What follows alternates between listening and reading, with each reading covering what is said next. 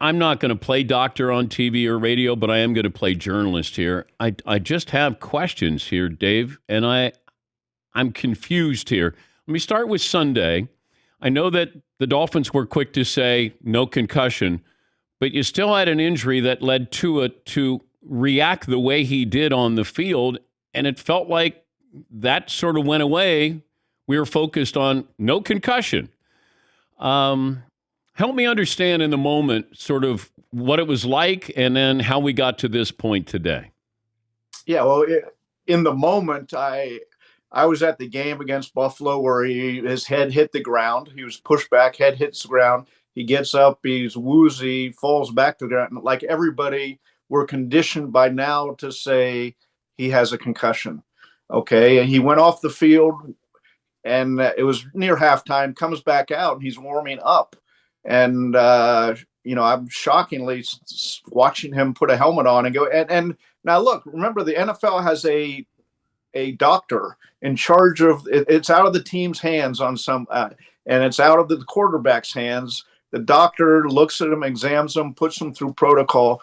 But it was so odd that he came back that the NFLPA announced right after the game that they're investigating it. So that we all asked questions of Mike McDaniel, of Tua, who did show up in the press conference right after the game.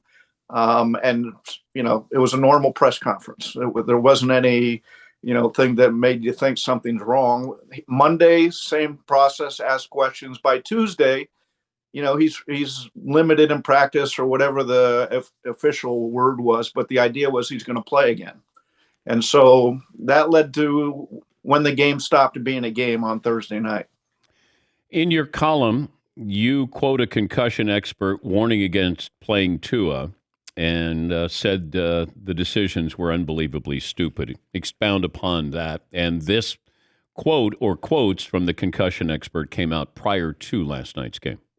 Yeah, he had tweeted out before the game that no way can they play Tua. And this is Chris Nowinski, who was a neurologist. Yeah, he has a concussion foundation associated with Boston University's CTE Center, which is known for investigating NFL players and their the CTE disease. So he tweeted out before the game. He was in New York giving a fundraising speech for his foundation when his phone blew up. Looked down and video of Tua and everything, and he immediately sent out another tweet saying how stupid it was. People should be fired. And so, look, I'm a history major. I have to rely on people like you who know a lot more about this world than I do. And here was a guy who, right in the middle of the concussion world, is saying this was unbelievably stupid that he was playing this game.